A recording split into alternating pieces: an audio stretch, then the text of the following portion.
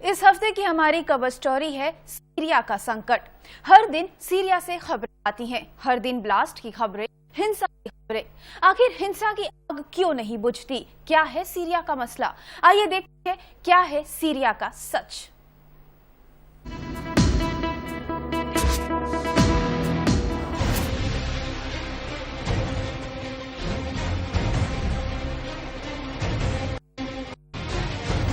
Syria हिंसा की आग में जल रहा है। रोज हमले हो रहे, रोज लोग मारे जा रहे हैं। सवाल यह है कि पिछले 2 सालों से सीरिया में आखिर कौन सी जंग लड़ी जा रही है। यूएन का आंकड़ा कहता है कि पिछले 2 सालों में सीरिया में 93,000 लोगों की मौत हो चुकी है।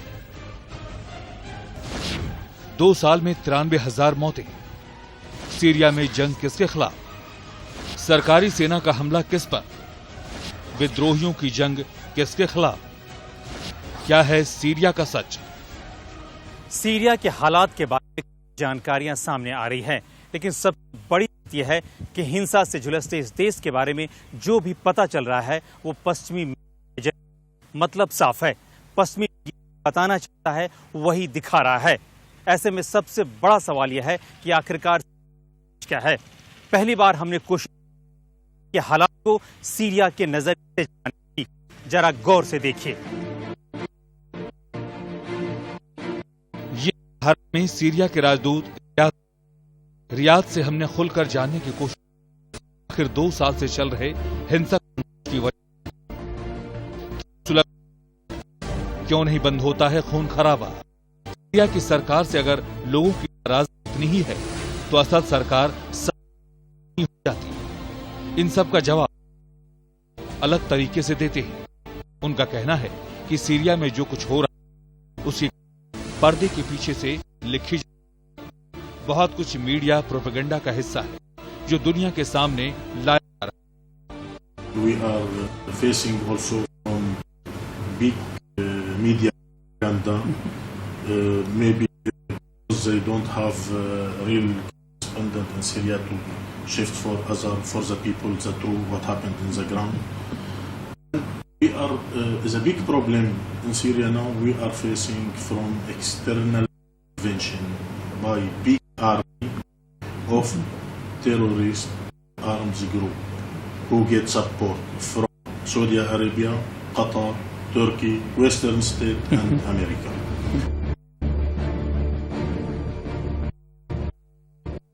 ये सीरिया का सरकारी दावा हो सकता है, लेकिन दावे को इस वीडियो के सीरियाई सेना ने तरह नहीं बख्शा। इस वीडियो को बीबीसी ने दिखाया, लेकिन जब सच सामने आया चौंक गए, क्योंकि ये वीडियो सीरिया में चल रहे जंग का नहीं बल्कि इराक युद्ध के दौरान है, जिसे अमेरिकी मीडिया ने जारी किया। बाद में सच सामने आने पर बीबीसी ने वीडियो दिखाने पर माफी मांगी और इस पर पाबंदी लगा दी। इसी तरह सीरिया के ही अलेप्पो शहर में हुए जंग को लेकर तरह तरह की भ्रामक प्रचारित की गई, जिसमें अमेरिका और पश्चिमी देशों से दावे किए गए कि सीरियाई सेना ने भीषण रक्तपात किया है, लेकिन कई से दावे खोखले निकले।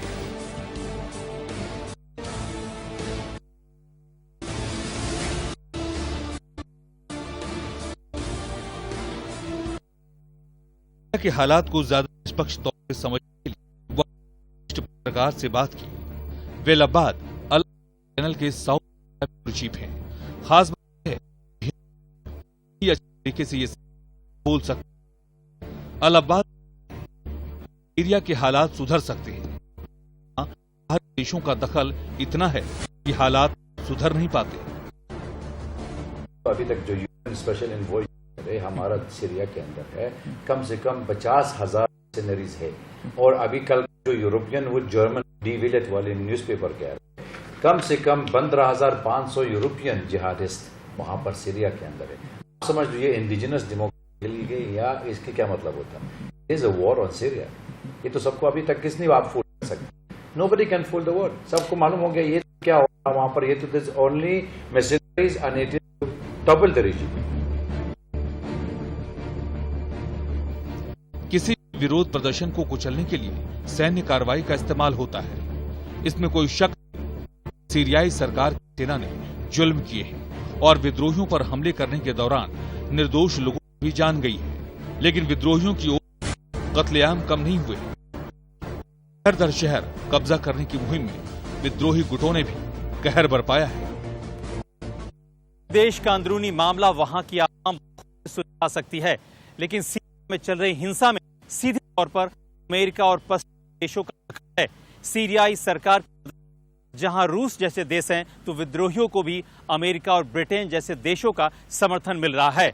बाहरी दखल की वजह से सीरिया में जंग थमने का नाम नहीं ले रहा। विश्व विशेष के कैमरामैन सर्वेश के साथ विजेंद्र सिंह। ऐसा नहीं है कि सीरिया में शांति के लिए कोशिशें नहीं की जा रही, अंतर्राष्ट्रीय स्तर प्रयास जारी हैं, लेकिन शांति की कोशिश में भी अमेरिका और पश्चिमी देश ही लगे हैं, जो सीधे तौर पर सीरिया में विद्रोहियों की मदद कर रहे हैं। ऐसे में शांति आएगी भी तो कैसे?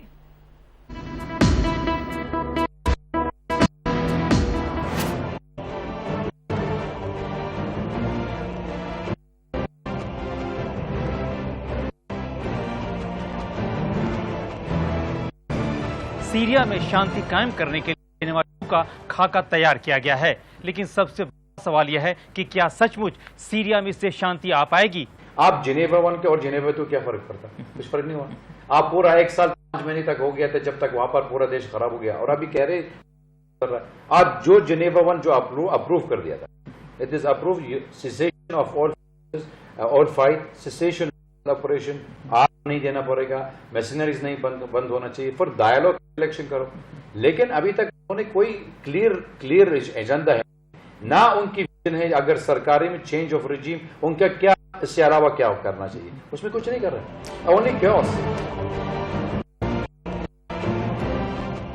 शांति के लिए होने वाली बैठक जेनेवा 2 को लेकर संशय बना हुआ है। अब ये भी बातें सामने आ रही हैं कि इसमें देरी हो सकती है, क्योंकि रूस ने जिस तरह असद सरकार को हथियार की एक और खेप देने का ऐलान किया है, ऐसे में अमेरिका और पश्चिमी देश नाराज हैं।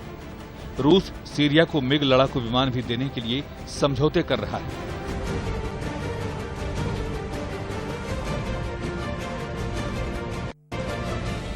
जिस तरह रूस सीरियाई सरकार को हथियार दे रहा है, ऐसे में सीरिया के विद्रोही गुट एक बार फिर इस बात की मांग कर रहे हैं कि अमेरिका और दूसरे पश्चिमी देश उन्हें अत्याधुनिक हथियार दें। फ्रांस और ब्रिटेन में भी इस तरह की आवाज उठ रही है कि विद्रोहियों को भी आधुनिक हथियारों से लैस किया जाए, ताकि वो सीरिया की सेना का सामना कर सके। कुल मिलाकर ये कहा जा सकता है, सीरिया अमेरिका और पश्चिमी देशों के लिए अपने हथियारों को खपाने का जरिया बना हुआ है।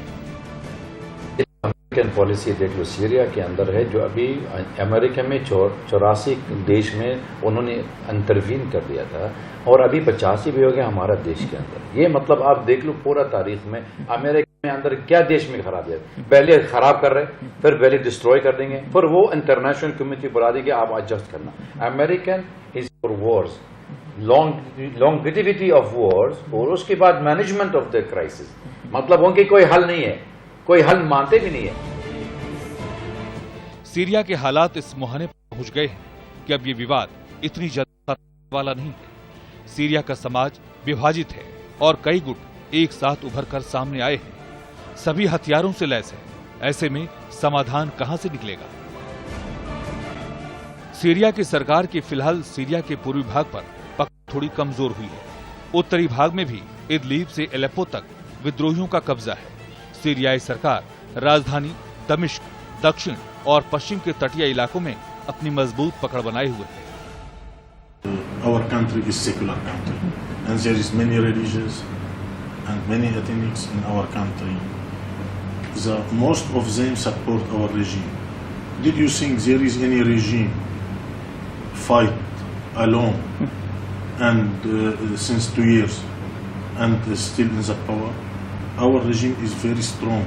सीरिया में चल रही जंग के बीच वहां की आवाम पिस रही है। पिछले 2 सालों से हिंसा का दंश झेल रही सीरिया की आवाम को अब शांति चाहिए। सीरिया की जनता विकास चाहती है, न कि विदेशी ताकतों का शक्ति प्रदर्शन। लेकिन हकीकत तो ये है कि सीरिया की आवाम की नब्ज को न तो सीरियाई सरकार और न ही विदेशी ताकतें पहचान पा रही हैं।